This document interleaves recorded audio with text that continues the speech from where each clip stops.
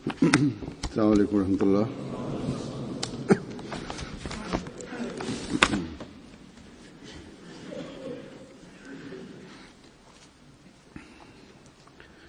أشهد أن لا إله إلا الله وحده لا شريك له وأشهد أن محمدا عبده ورسوله أما بعد فأعوذ بالله من الشيطان الرجيم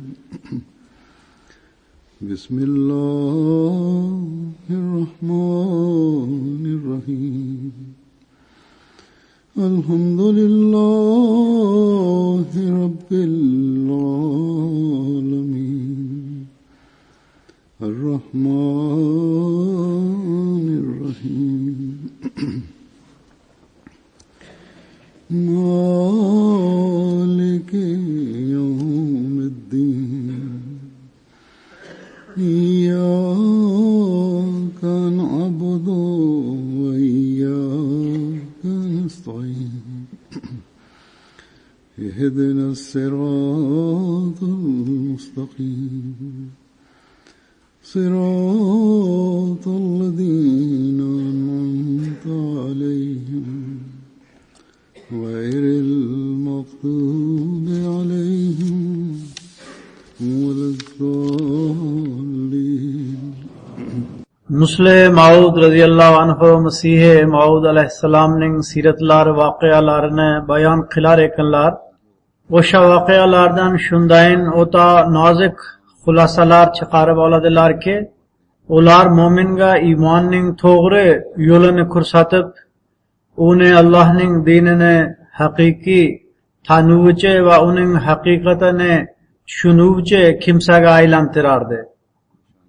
Hazrat radhiyallohu anhu bir kuni Ayatul Kursini tafsir qilib berar edilar va lahu ma fis samawati va ma fil ard man zallazi yashfa'u indahu illa biiznih. Osmonlar va yerdagi barcha narsalar unikidir. Uning huzurida uning iznisiz kim ham shafoat qila oladi? Oyatini tushuntira turib dedilar, Alloh taolo dedi, endi aytingchi, agar xo'jayiningiz osmonlar va yerdagi barcha narsalarning egasi bo'lsa, uning muqobilida kimni xo'jayin qilib olar edingiz?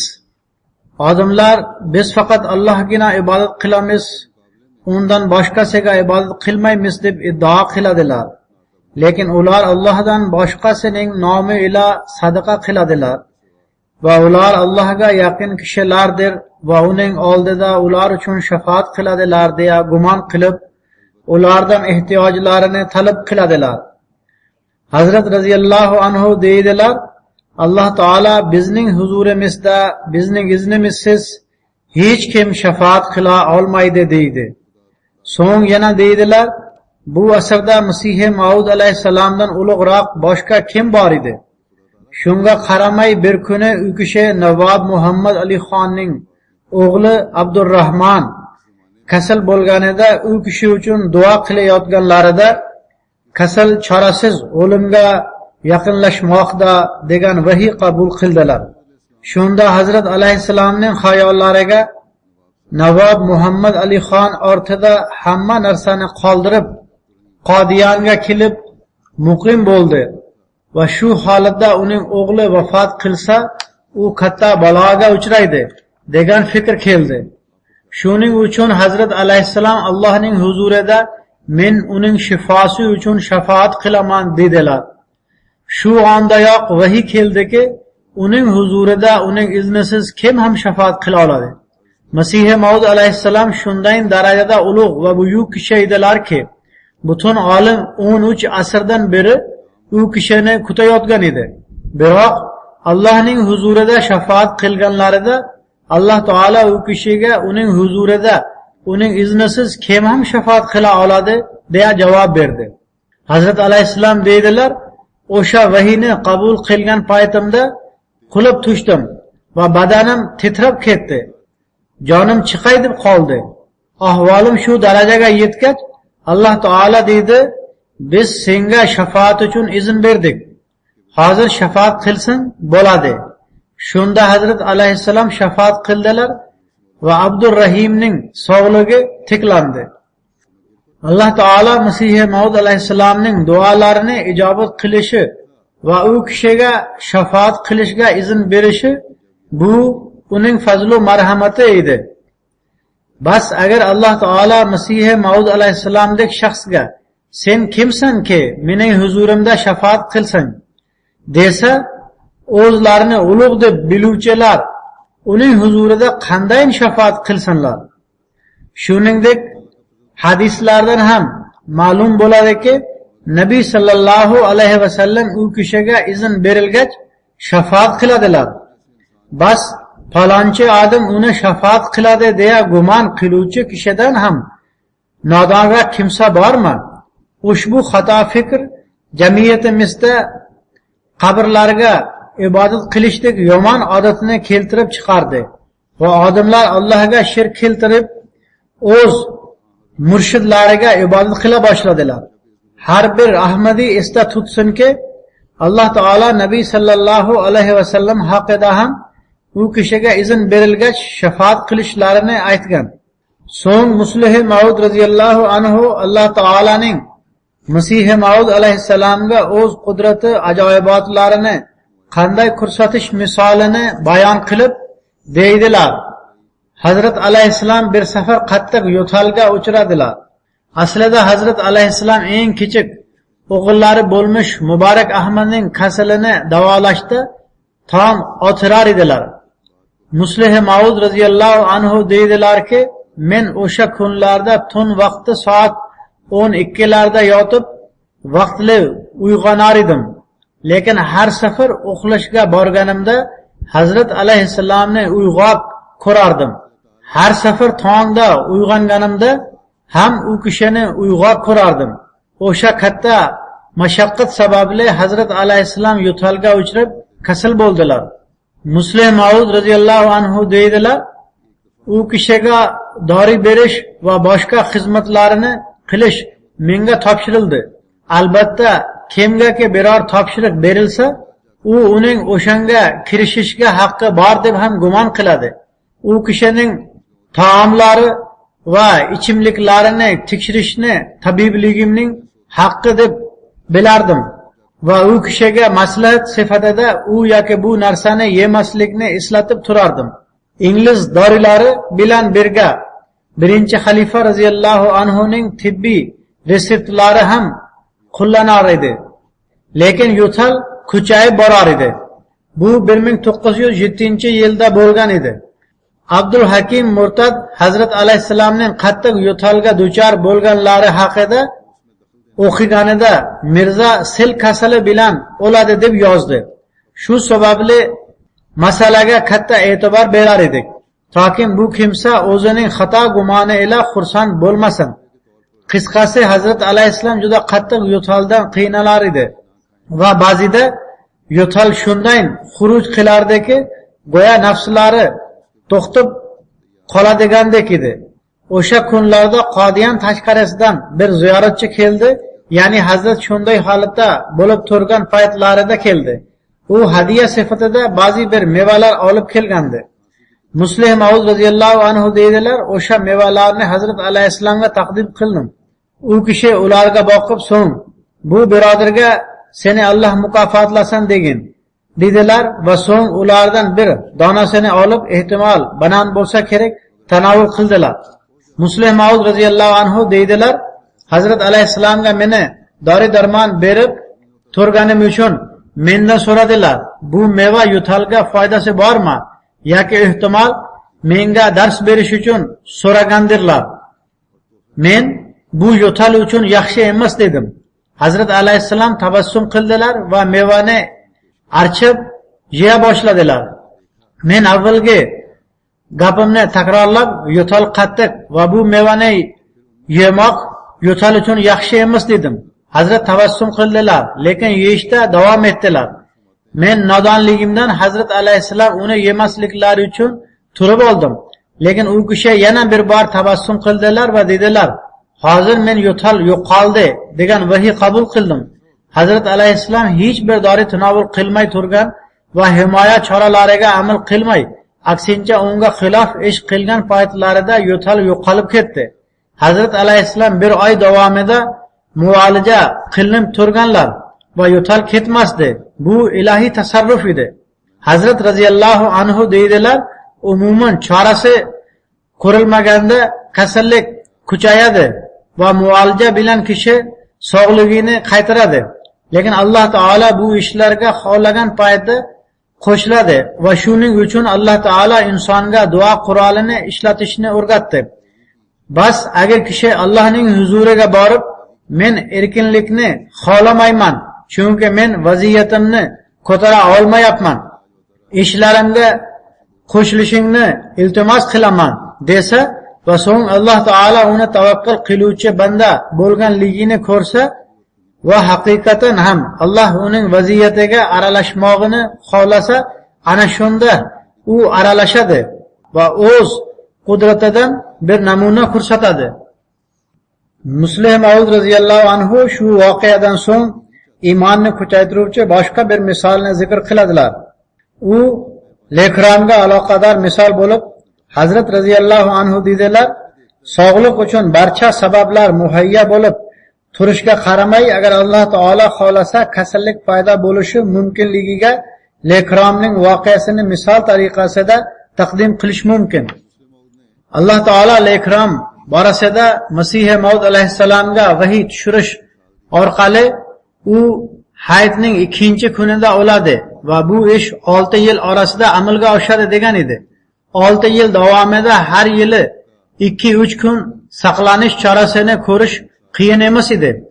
O'sha kunlarda o'z xavfsizligi uchun maxsus choralar ko'rishi lekromning qo'lidan kelar edi.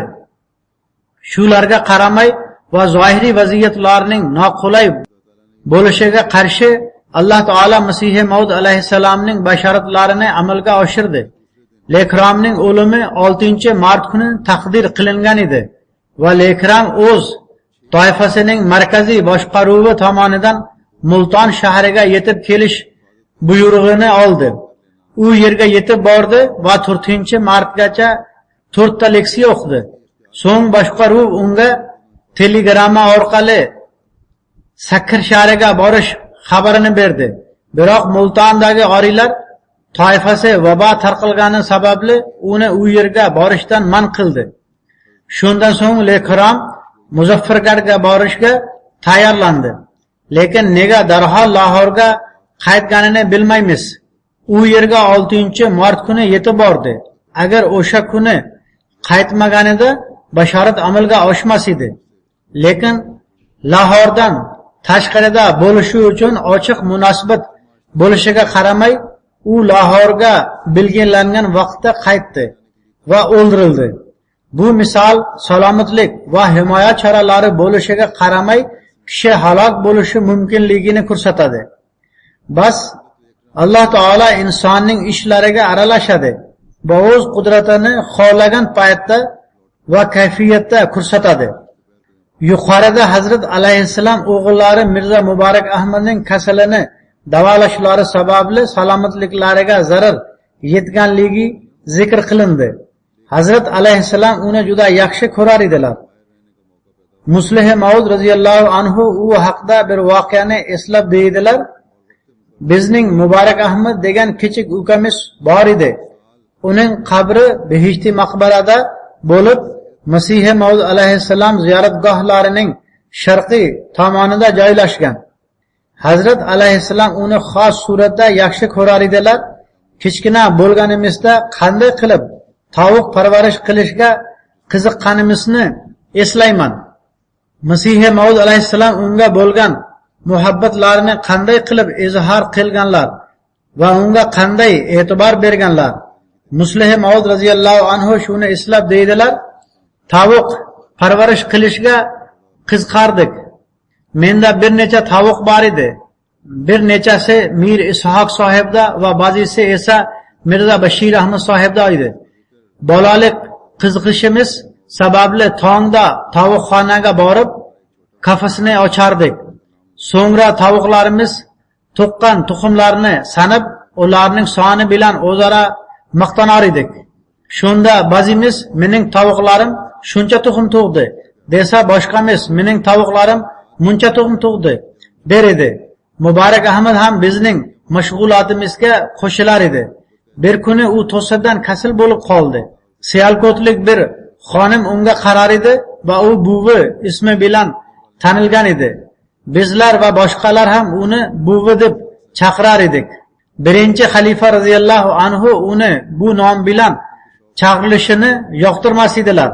Lekin uning boshqa taniqli ismi bo'lmagani sababli birinchi xalifa uni buvining o'rniga olimning buvisi deb chaqirar edilar.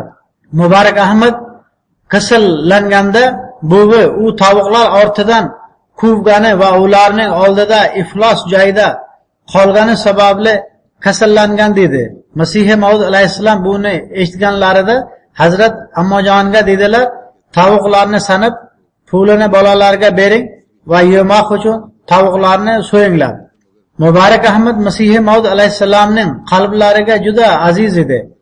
Lekin davolash uchun bar kuchlarini sarflagan erka o'g'illarining vafoti paytida Masih Maud alayhissalomning holatlari qanday edi? Muslim Maud radhiyallohu anhu bu holatni o'z kitoblari va xitoblarining ko'p joylarida gapirganlar. Bir safar dedilar, Masih Maud alayhissalom kichik ukamiz Muborak Ahmadni juda yaxshi ko'rar edilar. U kasal bo'lganida Masih Maud alayhissalom uni davolashga butun kuch va e'tibor ila kirishib ketdilar. Hatto ba'zilar Muborak Ahmad vafot qilsa, Hazrat alayhissalom katta iztirobga duchor bo'ladilar degan gumonga borishdi. Birinchi xalifa radhiyallohu anhu ulkan himmat va shijoatga ega edilar.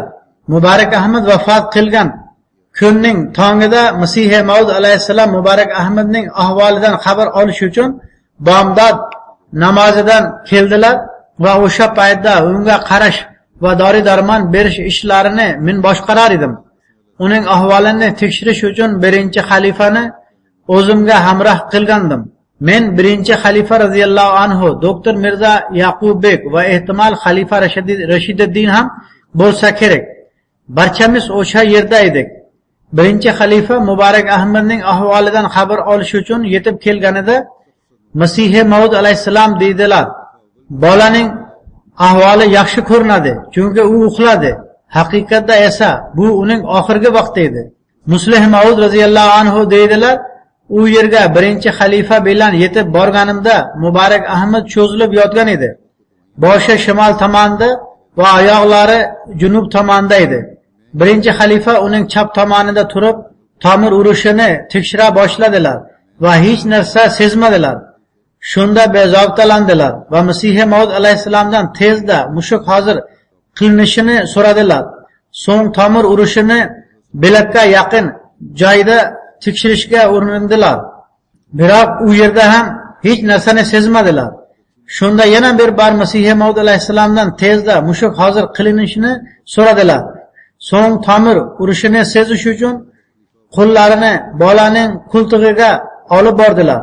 Lekin u yerda ham hech narsani sezmadilar va qo'rqib ketdilar va xavfsirab dedilar, janobim, mushukni tezda hozir qiling. Birinchi xalifa radhiyallohu anhu oxirgi marotaba qo'rquv bilan, janobim, mushukni tezda hozir qiling degan paytlarida Masih Maud alayhissalom kalitlar orasidan sandiqning kalitini topib olib, uning qulfini ocha boshlagan edilar. Birinchi xalifa radhiyallohu anhu Masih Maud alayhissalom Muborak Ahmadning vafoti sababli katta iztirobga tushadilar deya gumon qilib, shijoatlariga qaramay oyoqlari titrab ketdi va yerga o'tirib qoldilar. Tomir urishi zaif, shoyatki qalbining yaqinida sezilsa va mushuk ishlatib tomir urishini kuchaytirish mumkin deb o'ylar edilar. Lekin u kishining tovush ohangidan umid yo'qligi bilina boshlandi. U kishining tovushlaridagi qo'rquv ohangi va gapirish uslubini ko'rgach, Masihi Maud alayhissalom Muborak Ahmadning oxirgi vaqti yetganligini sezdilar. Shunda sandiqni ochishni tashlab dedilar: "Ey Mavloviy sahib, ehtimol bola vafot qilgandir. Lekin siz nega bu darajada qo'rquvdasiz? U Allohning bizga topshirgan omonati edi. Xo'sh, uni qaytarib olsa, shikoyat ne darkor?" So'ng dedilar: "Unga ko'p xizmat qildim va ehtimol katta iztirobga tusharman deb o'ylasangiz kerak. Yo'q, xizmatim ado qilishim kerak bo'lgan vazifam edi. Endi vafot qilgan bo'lsa, biz Allohning rizosi ila komil suratda rozimiz." So'ng darhol o'tirib, o'z do'stlariga maktublar yozishga kirishdilar. Muslih Maud roziyallohu anhu yozadilar: "Pochta otkritkalari dorilar qo'yilgan joyining yaqinida edi. Hazrat alayhissalom dori o'rniga o'sha otkritkalarni va qalamni ham chiqarib, yaqin do'stlariga maktublar yoza boshladilar. Ularda Muborak Ahmadning vafoti va Allohning hozirda qaytarib olgan omonati ekinligi haqida yozdilar. Shunday qilib, bir tomondan mo'minning vazifasi shuki, boshqalarga xizmat qilish uchun bor kuchini sarflamoq va bu xizmatni o'zining savobiga vosita deb bilish kerak. Ikkinchi tomondan esa Allohning xohishi amalga oshganda o'zining qo'rquv va xavfini izhor qilmasligi kerak. Chunki o'zini xizmatining savobiga erishdi deb o'ylaydi. Ammo bunday holatda qo'rquvga tushuvchilar esa oxirat musibati bilan birga dunyo musibatini ham ko'taradilar. Ikki musibat, dunyo va oxirat musibatini o'ziga yuklab olgan kishidan ham baxtsizroq kimsa bormi? So'ng Muslih Maud roziyallohu anhu bir safar Qodiyan ahliga xitob qilayotib shu xususda yana dedilar: "Qodiyan ahli Masihi Maud alayhissalomning Mavlaviy Abdul Karim va Muborak Ahmadlarning kasalliklari paytida muolaja va davolashga qanday e'tibor berganlarini ko'rgan. Buni ko'rgan kishi gumon qilar ediki, Hazrat alayhissalom o'z jamoatlarining taraqqiy topishi shu ikkisining hayotiga bog'liq deb biladi. Bas o'sha kunlarda o'sha ikkilari va ularning muolajasi, ularni qanday davolash va nima bilan davolashdan boshqa narsa tilga olinmas edi. Lekin ular vafot qilgan paytda nima sodir bo'ldi? Shu narsa sodir bo'ldiki, Hazrat alayhissalomning holatlari to'satdan shu darajada o'zgardiki, bizlar hayratga tushdik. Zira bir safar u kishini shunday g'ayratga to'la holatda ko'rar edikki, ertayu kech u ikkisining muolajasidan boshqa narsa esga olinmas edi. Bu narsa Mavlaviy Abdul Karim va shuningdek Muborak Ahmadning vafotlariga yaqin qolganda sodir bo'ldi. So'ng u kishi alayhissalomni bizlarga ochiq yuz va tabassum ila Alloh taolo menga oldindan ularning o'limi haqida xabar bergan edi deya xutba qilayotgan paytlarida ko'rdik. Keyin yana bir safar shu voqea haqida quyidagilarni aytib berdilar. Hazrat alayhissalom Muborak Ahmadning vafotidan so'ng uydan chiqqanlarida odamlar to'planib turgandilar. Shunda o'tirmay darhol ularga xitob qildilar. Bu Allohdan kelgan sinov edi va jamoamiz bu kabi sinovlarga g'amgin bo'lmasligi kerak. So'ng dedilar: "Menga falon vaqtda Muborak Ahmad haqida u yosh umrida vafot qiladi degan vahiy kelgan edi. Shunga ko'ra Allohning oyat alomati amalga oshganligi uchun bu xursandchilik sababidir." Muslih Maud roziyallohu anhu deydilar: "Agar aka ukamiz yoki o'g'limiz yo esa biror aziz qarindoshimiz vafot qilsa-yu, bu haqda Allohning bashorati bo'lsa, xafaligimizdan tashqari o'sha bashoratning ro'yobga chiqqanidan xursand bo'lamiz.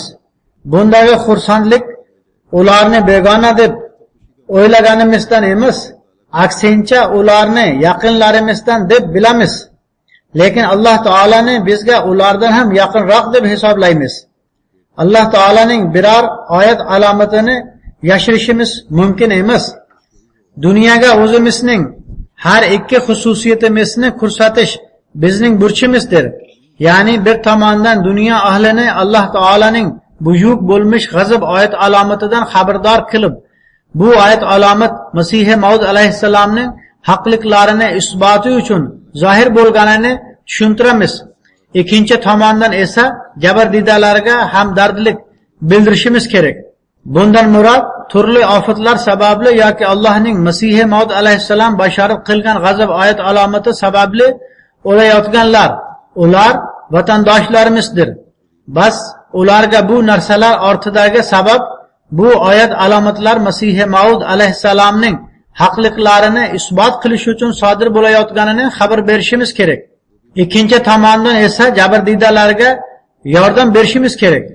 Ular oyat alomat sifatida jazolarini oldilar deb xursand bo'lishimiz joiz emas. Balki oyat alomat zohir bo'lgandan keyin ham jabrdida va zarar ko'rganlarga yordam berishimiz kerak. Toki biz Allohning oyat alomati zikr qilingan paytda birovning malomati bilan ishimiz yo'qligini odamlar tushunsin. Shuningdek biz birovning musibati va alami bilan ishimiz yo'q deb gumon qilmasinlar, balki bilsinlarki o'sha jabrdidalarga bizdan boshqa hamdard yo'qdir. Shuning uchun Ahmadiy musulmon jamoasi o'sha jabrdidalarga barcha joylarda yordam beradi. Agar mana shu ikki xususiyatni ko'rsatsak, biz uchun Allohning ham ikki qudrati namoyon bo'ladi. Ya'ni samodan tushuvchi va yerda ham namoyon bo'luvchi qudrati. Bu voqealar Masihi Maud alayhissalom hayotlarining turli tomonlarini yoritadi.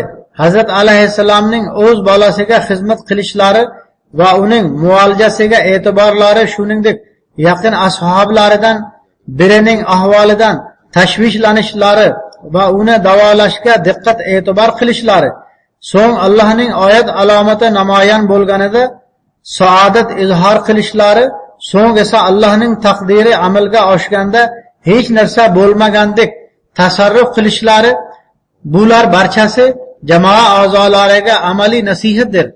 Toki Alloh taologa e'tibor qaratsinlar va oliy maqsadlarni amalga oshirish uchun sa'y harakat qilsinlar. Haqiqiy maqsad Allohning rizosiga erishmoqdir. Bu Alloh taolaning bashoratlari amalga oshish sababli xotirjamlik ila bezanishi taqozo qiladi. Ikkinchi tomondan esa zaruriyat taqozosi ila insoniyatga xizmat qilish va unga yordam berishga chaqiradi. Muslih Maud roziyallohu anhu Mirza Muborak Ahmadning zakovati va farosati haqida deydilar: bu ishni biror narsani sezish va sezmaslik misoli orqali tushuntiraman. Hazrat alayhissalomni ko'rgan kishi u kishining Muborak Ahmadning qanchalik yaxshi ko'rishini biladi. Bu muhabbatning ko'pgina sabablari bor edi.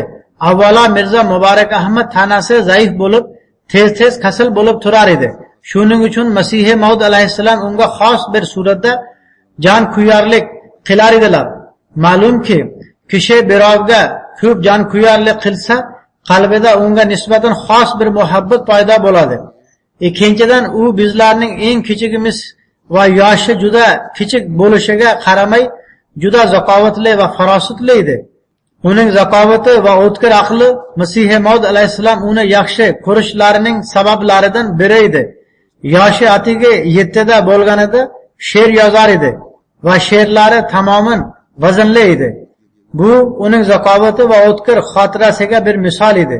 Bir kuni Masihi Maud alayhissalom duoni o'z ichiga olgan uzun bir qasida yozdilar va bizlarga o'shaning qofiyalarini topishga buyurdilar. Shunda Mirza Muborak Ahmad bizlardan ko'proq qofiyalarni topdi va ularning ba'zilari juda go'zal edi. So'ng Muslih Maud roziyallohu anhu boshqa bir voqeani aytib o'tdilar. Uning ma'nosi shu ediki, bizlar Alloh taolaning rububiyati parvarishini namoyon qilish uchun xaloqqa jasadimiz bilan ham xizmat qilishimiz kerak. Hazrat roziyallohu anhu deydilar: yoshim 16 yoki 17 lar chamasida bo'lgan paytdagi bir manzarani unuta olmayman. O'sha kunlarda yoshi atigi bir necha oy bo'lgan kichkina bir singlimiz o'ldi. Uning jasadini qabristonga dafn qilish uchun olib bordik. Janoza namozidan so'ng Masihi Maud alayhissalom uning jasadini qo'llariga oldilar. Mahallada suv sotuvchi bo'lmish Mirza Ismoil bek kelganida Hazrat alayhissalomga iltimos jasadni men ko'tarib boray dedi. Masih Maud alayhissalom muloyimlik bilan dedilar, u qizimdir. Ya'ni qizim sifatida unga oxirgi jasadiy xizmatim uni o'zim ko'tarib borishimdir.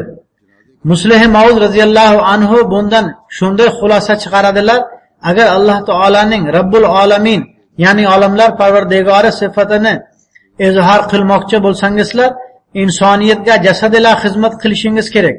Agar barcha yer joylaringiz va katta daromadlaringizni din xizmatiga sarflasangiz, Allohning molik, ya'ni mulk egasi sifatining izhori bo'lishi mumkin.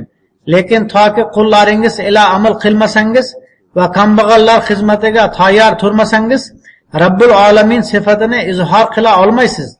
Demak, kishi uchun Rabbul Alamin sifatining eng namunali izhori qullari ila faqatgina tanishlari va yaqinlariga emas, balki begonalarga ham xizmat qilmog'idir. Agar buning ustida fikr yuritsangiz, bu amal buyuk va keng ta'sirli natijalarga olib kelishini ko'rasiz. Shuningdek, bu xalqning hamjihatligiga sabab bo'ladi. Agar jamiyatning har bir tabaqasi shu tamoyilga amal qilsa, juda go'zal jamiyat tashkil topadi. So'ng Muslih Maud radhiyallohu anhu Masih Maud alayhissalomning tavakkul qilishlari, duolarining ijobat bo'lishi va o'zlarining haq ekanligiga bo'lgan komil ishonchlari haqidagi boshqa bir voqeani eslab deydilar. Bir kuni Kapurtala shahrida Ahmadiylar va boshqalar orasida bir masjidga egalik qilish borasida masala chiqdi. Masala taqdim qilingan qozi ishning avvalidan jamoaga nisbatan o'z muxolifligini ko'rsatdi. Jamoa a'zolari tashvishlanib Masih Maud alayhissalomga u kishidan duo talab qilib xat yozdilar. Hazrat alayhissalom ularga javoban yozdilar: agar men haq bo'lsam, masjid sizlarga beriladi. Ikkinchi tomondan qozi jamoaga nisbatan tutgan dushmanlik mavqeida turib oldi. Hatto jamoaga qarshi qarorini ham yozdi. Keyingi kuni uyda mahkamaga borish uchun tayyorlanayotganida xizmatchisiga poyafzalimni kiygiz dedi. Xizmatchi uning bir oyog'iga poyafzalini kiydirdi va endi ikkinchi oyog'iga kiydirayotganida bir narsaning qulab tushgan tovushini eshitdi. Yuqoriga qaraganida qozini o'tkir qalb xuruji sababli qulaganini ko'rdi. Uning o'limidan so'ng boshqa qozi tayinlandi va u sobiq qozining qarorini o'zgartirib, jamoamiz foydasiga qaror chiqardi. Bu voqea Ahmadiy birodarlar uchun buyuk mo'jiza bo'lib, ularning iymon va ishonchlari osmonga yetgudek darajada ko'tarildi. Allohning odatlaridan biri shuki, o'z payg'ambarlariga g'ayb xabarlarini ma'lum qiladi va ularni ro'yobga chiqarish bilan mu'minlarning iymon va e'tiqodlari ziyoda bo'ladi. G'ayb xabarlarining natijalaridan biri shuki, Rasululloh sallallohu alayhi va sallamga iymon keltirganlar shunday darajada qalblari kuchliydiki, biror sahoba har safar hayotini Allohning yo'lida qurbon qilish fursatini topganida quvonch ila sakrab turib der edi: Ka'baning Parvardigoriga qasamki, men yutuqqa erishdim. Holbuki oddiy odamlar o'limga ro'para kelganlarida etlari titraydi. So'ng Muslih Maud radhiyallohu anhu Masih Maud alayhissalomning kashflari bir necha daqiqalar ichida ro'yobga chiqqani voqeasini esladilar va dedilar: ba'zida inson o'ngida bir voqeani tushdek ko'radi va u biror tafsir talab qilmaydi, balki Alloh taolo uni bandasiga tong yog'dusi kabi ro'yobga chiqarib ko'rsatadi. Bunga misolni Masih Maud alayhissalomning kashflarida ko'ramiz. Bir kuni Masih Maud alayhissalom kashfda Mirza Muborak Ahmadning Gilam yaqinida qulab tushganini yoki qattiq jarohat olganini ko'rdilar. Bu kashfdan bir necha daqiqa o'tiboq Gilamning oldida turgan Muborak Ahmadning oyog'i bir danaga toyilib qulab tushdi va qattiq jarohatlanib qo'ylagi qonga belandi. Muslih Maud roziyallohu anhu Qodiyanning ibtidoiy ahvoli, so'ng uning va jamoaning taraqqiy topishini eslab dedilar. Shunday zamonlar bor ediki, Masih Maud alayhissalom bilan birga hatto bir kishi ham yo'q edi. So'ng shunday zamonlar keldiki, u kishi bilan birga minglab kishilar bo'ldi. Hozirda esa ularning soni 100 minglarga yetdi. Shuningdek, butun Panjobda u kishiga iymon keltirgan bir kishi yo'q edi. Ammo hozir esa u kishining izdoshlari nafaqat butun Hindistonda, balki dunyoning barcha qit'alarida tarqalganlar. Agar odamlar u kishi alayhissalomga iymon keltirmasliklari to'g'ri bo'lsa, bu barcha odamlar qayerdan keldilar? Ba'zi mamlakatlarda odamlar jamoaga to'p-to'p bo'lib kelayotganlarini yoki u yerlarda jamoa keng doirada tarqalayotganini ko'ryapsizlar. Muslih Maud roziyallohu anhu davom etib deydilar, hozir oldimda o'tirganlar, ulardan qanchasi Masih Maud alayhissalom zamonlarining avvalida iymon keltirganlar? O'ylaymanki, bu majlisda o'tirganlarning kamdan kam Masih Maud alayhissalomni bevosita ko'rganlar. Ularning ko'pchiligi u kishining faqat suratlarini ko'rganlar. So'ng u kishi alayhissalomni ko'rgan ba'zilar bor, lekin ular u kishining suhbatlaridan bahramand bo'lishga fursat topmaganlar. Juda kamdan kam kishilar borki, ularning soni bir necha 10 kishidan oshmaydi. Ana o'shalargina u kishi alayhissalomning so'zlarini eshitganlar va suhbatlaridan bahramand bo'lganlar. Xo'sh, bu barcha odamlar qayerdan keldilar?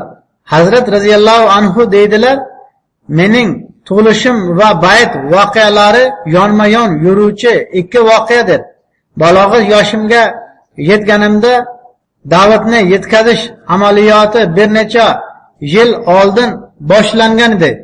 Lekin men balog'at yoshimga yetganimdan buyon eslaymanki, Masih Maud alayhissalom sayrga chiqqanlarida u kishi bilan birga muhtaram Hofiz Hamid Alidan boshqasi yo'q edi. Kunlardan bir kuni Masih Maud alayhissalom sayr asnosida mana bu tomondan o'tib qoldilar. Shu joyda Hazrat roziyallohu anhu Qodiyanning muayyan tomoniga ishora qildilar.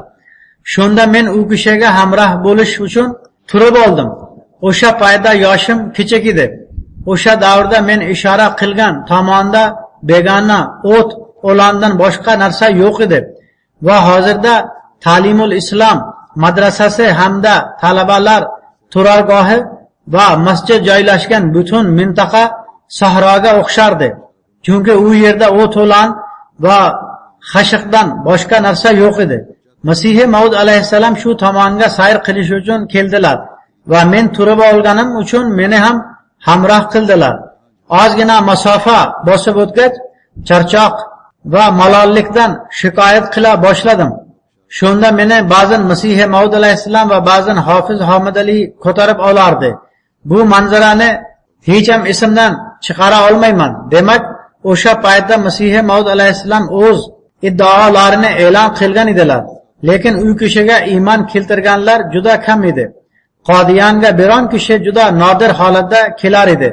Ammo bugun esa ketma-ket e'lon qilishga majburmizki, bu gap 1937-yilda aytilayotganiga e'tibor bering. Qodiyanga hijrat qilib, shu yerda qolib ketuvchilar bu yerga kelishdan oldin izn olsinlar. Kimiki bu yerga sobiq iznsiz kelsa, undan vataniga qaytishini talab qilishimiz mumkin. Shubhasiz narsa shuki, bu voqealar iymon e'tiqodimizni ziyoda qiladi. Allohga duo qilamizki, doimo iymon va e'tiqodlarimizni ziyoda qilsin va jamoaga foydali a'zolardan bo'laylik. Juma namozidan keyin Karachilik janob Mahmud Ahmad Shohning zavjasi marhuma Nasim Mahmudga g'oyibona janoza o'qiyman. U kishi Karachida 2015-yil 27-aprel kuni saraton kasalligidan 58 yoshda vafot qilgan. Inna lillahi va inna ilayhi rajiun. Marhumaning otasi Ahmadiya musulmon jamoasiga chuqur izlanish va muayyan voqea sababli qo'shilgan. Bu 1953-yilda jamoa juda qiyin vaziyatlarni boshidan kechirayotgan paytda bo'lgan edi. Ma'lumki ba'zida muxoliflar ham taraqqiyot va gullab yashnashning ko'p yo'llarini ochadilar. Shunday bo'ldiki, Pokiston havo kuchlarida zobit bo'lgan janob Malik Muhammad Rafiq 1953-yili Lahordan Karachiga poyezdda safarga chiqdi. Ya'ni jamoaga qarshi yomonliklar boshlangan yili. Yo'lda Royven stansiyasida bir guruh mullalar biz Qodiyoniyani, ya'ni Ahmadiyatni bu mamlakatdan butunlay yo'qotish uchun jihodga safar qilyapmiz deya poyezdga chiqishdi. Biletlar nazoratchisi kelib musofirlarning biletlarini tekshirganida o'sha mullalardan birontasida bilet topmadi. Bilet faqat janob Malik Muhammad Rafiq va uning hamkasabida bor edi. Sohib fikr qildiki, mullalar biletsiz poyezdga chiqqanlar agar haqgo'y va omonatdor bo'lsalar hamda jihodlari haqiqiy bo'lsa, biletsiz safarga chiqmasdilar va davlat xazinasiga zarar yetkazmasdilar. E'tibor bering, hozirgi mullalar o'sha zamondagidan ham ko'proq zarar yetkazadilar. Qisqasi, janob Mahmud Shoh Karachidagi ish joyiga yetib kelganida katta mas'ul u kishidan so'radi: bizning guruhimizda Qodiyoniy shaxs bormi? Bir Ahmadiy shaxsni bilib oldi va u bilan munozara qilib, undan jamoa haqida ko'proq ma'lumot oldi va oxirida bay'at qilib jamoaga qo'shildi. Shunday qilib marhumaning otasi jamoaga kirdi, so'ng oilasi ham jamoaga qo'shildi. Marhuma 1987-yildan buyon Karachida ta'lim tizimiga qo'shilgan edi. Alloh taolo uni 1997-yildan to vafot kelgunicha jamoa xizmatiga muvaffaq qildi. 1997-yildan 2005-yilgacha mahalliy jamoada Lajna Imoalloh qo'mitasi raisi edi. So'ng 2007-yildan 2013-yilgacha so'ng Lajna Imoalloh qo'mitasining turli bo'linmalarida nazoratchi qilib tayinlandi. Allohning fazli ila Karachida viloyat darajasida Lajna Imoalloh qo'mitasining boshqaruv hay'ati a'zoligiga muvaffaq bo'lgan. Vasiylik nizomiga a'zo edi.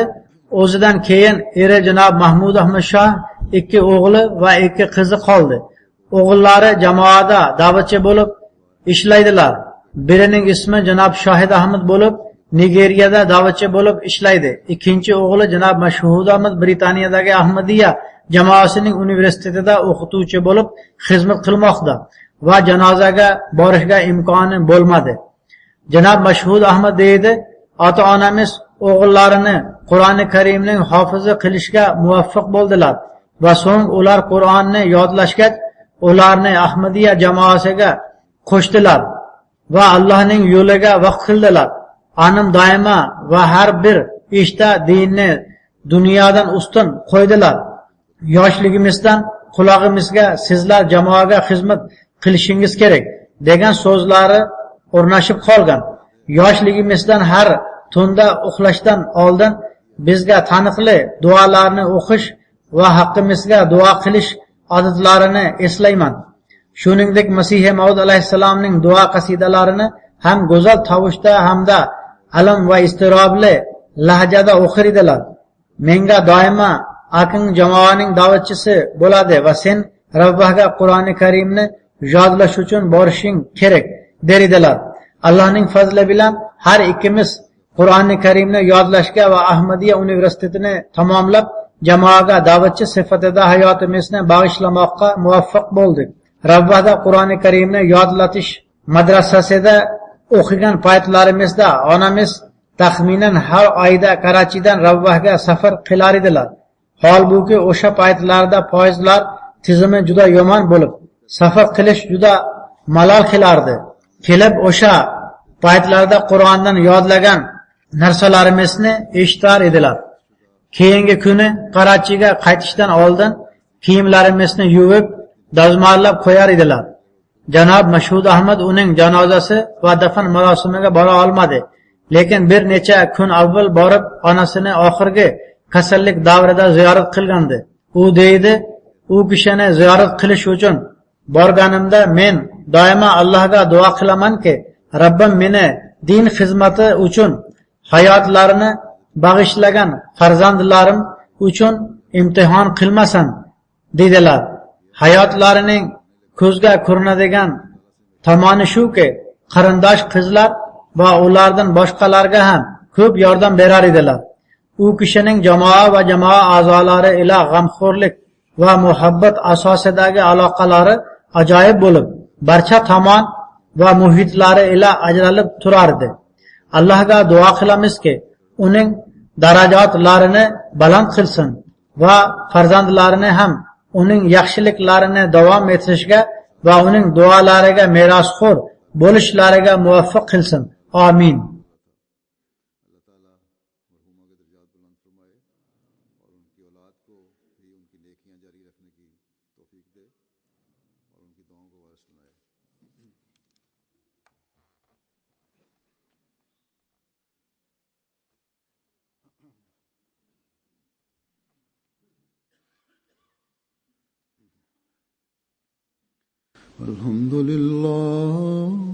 الحمد لله نحمده ونستعينه ونستغفره ونؤمن به ونتوكل عليه ونعوذ بالله من شرور أنفسنا ومن سيئات أعمالنا من يهده الله فلا مضل له ومن يضلل فلا هادي له ونشهد أن لا إله إلا الله ونشهد أن محمدا عبده ورسوله عباد الله رحمكم الله إن الله يأمر بالعدل والإحسان وإيتاء ذي القربى وينهى عن الفحشاء والمنكر والبغي يعظكم لعلكم تذكرون اذكروا الله يذكركم وادعوه يستجب لكم ولذكر الله أكبر.